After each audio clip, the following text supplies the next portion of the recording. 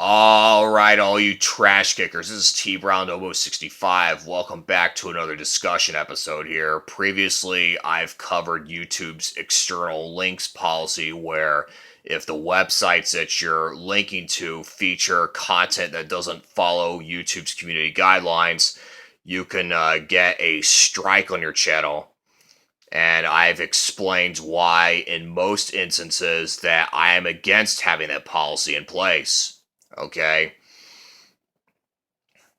And I want to address to you that, which I may not have said it in my discussion video about the topic, that when it comes to sharing links to websites that might feature questionable content, what I think should matter is what's the purpose of sharing a link to that website? Is it for news reporting, or are you sharing a link to a website for the sake of promoting the questionable content? Like, what's your purpose?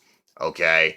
If the purpose is for news reporting, then in that case, you should not be hit with a community guideline strike. If, on the other hand, if you are sharing the same website for the purpose of promoting it, then yeah, you should be hit with a strike. Like, for example, if you're sharing a link to a pornographic website, and in the video you're saying, like, click on a link below to see what YouTube would not allow, and the viewer clicks on that link, it takes them to, the content that I just mentioned, then yeah, that stuff should not be allowed, okay?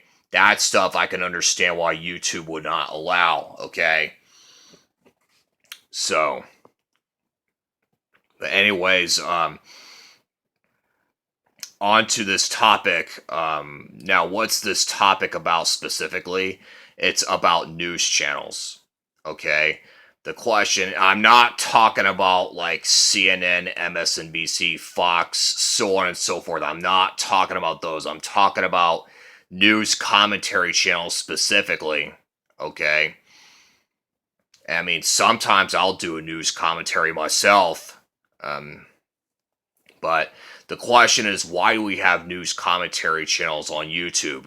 Like commentators like Review Tech USA, Philip DeFranco, Jeremy Hambley from the Quartering, Midwestly, Tipster, Optimus, so on and so forth, okay? Like, why do we have those channels out there? Do you want to know why?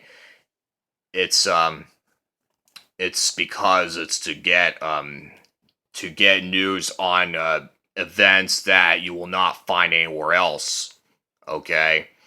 Because let's think about it, okay? Like, when we have news commentators, I mean, they could just go on the internet, they can search for an article that they find interesting to talk about, and what they'll do is that they'll do a discussion about it, upload to their YouTube channels featuring a discussion, and they also have their own takes on it. And the advantage of having the that type of content on YouTube is that it adds texture. Okay, it adds texture, and you get to listen to different viewpoints across different creators. Okay, and the benefit of having the creators on the platform is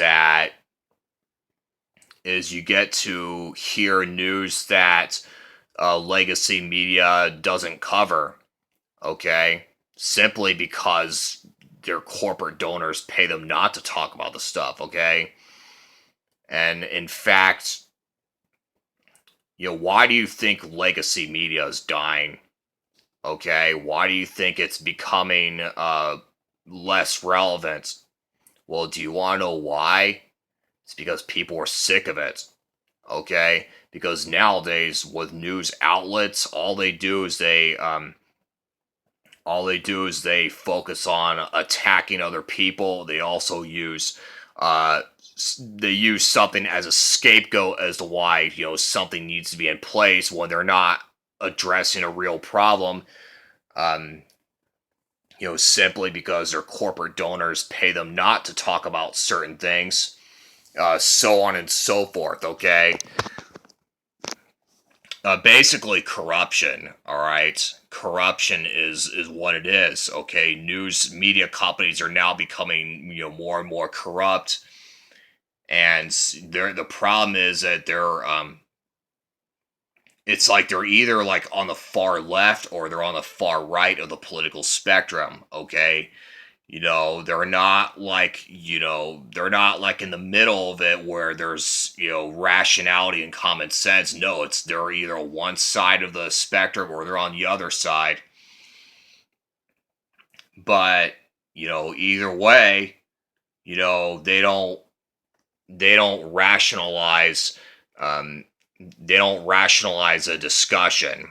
Okay, and what happens because of that is people lose faith in the organizations. Okay, I mean, I've heard stories, and back when Review Tech USA talked about Alex Jones and how he was banned from the mainstream social media platforms, and he's talked about um,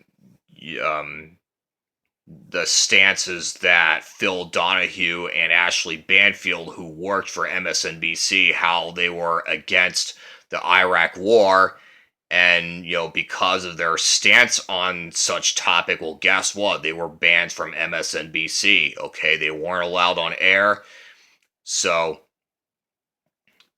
yeah, and it turns out that they actually had valid viewpoints, but corporate media tried to silence them.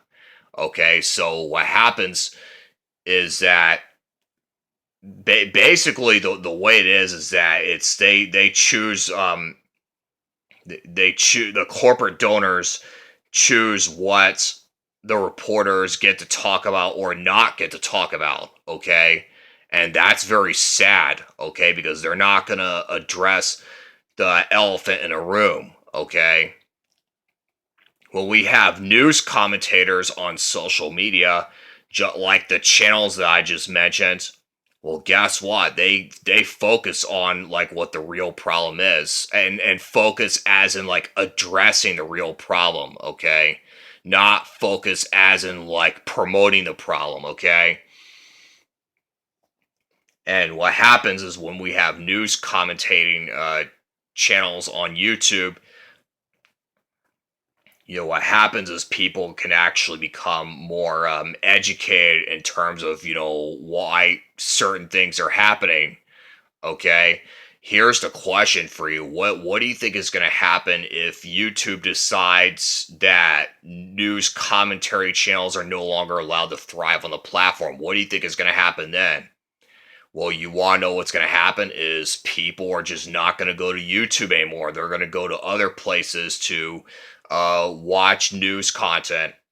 Okay, there's websites like BitChute, Odyssey, Rumble. I mean, I've talked about it plenty of times before, but people are going to go to other places to consume content. That's what would happen if the commentary channels on YouTube were to diminish, because of community guidelines.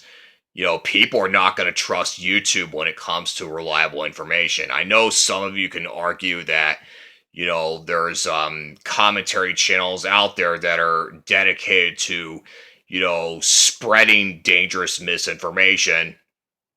And I mean, some of them even got banned off of YouTube. Like if you're one of the people like Alex Jones,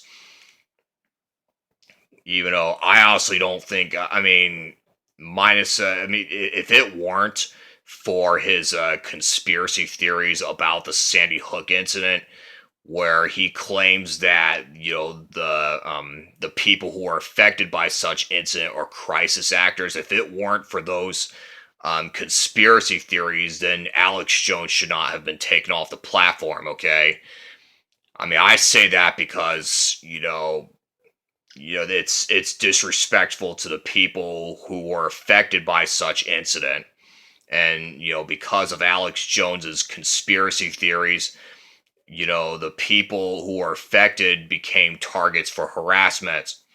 Okay, so I mean, yeah, that's why Alex Jones got banned off of mainstream platforms, and not just that, but he's also have been sued for his conspiracy theories, and he's lost a court case. Okay, he's been sued as of me recording this.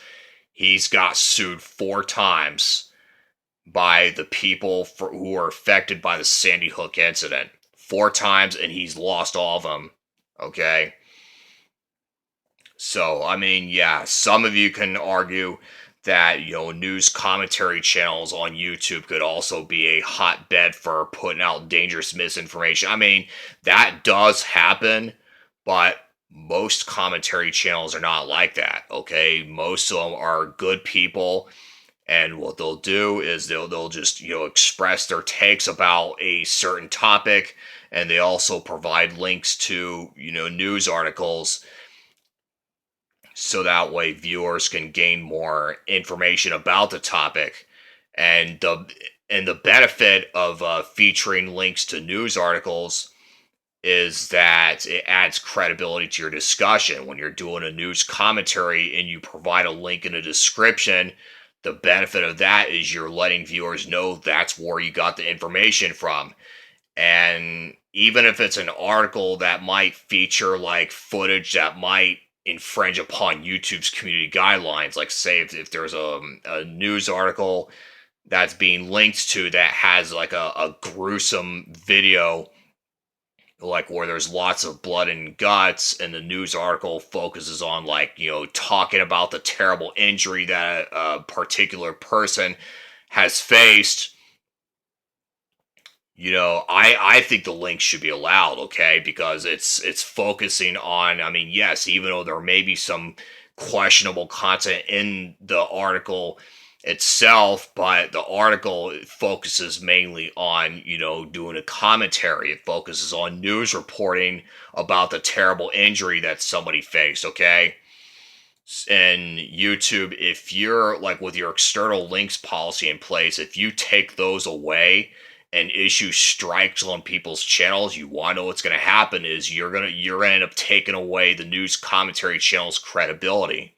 Okay, because that's where they got the information from. Okay, so you need to keep that in mind. All right, so that's something I want to address to you.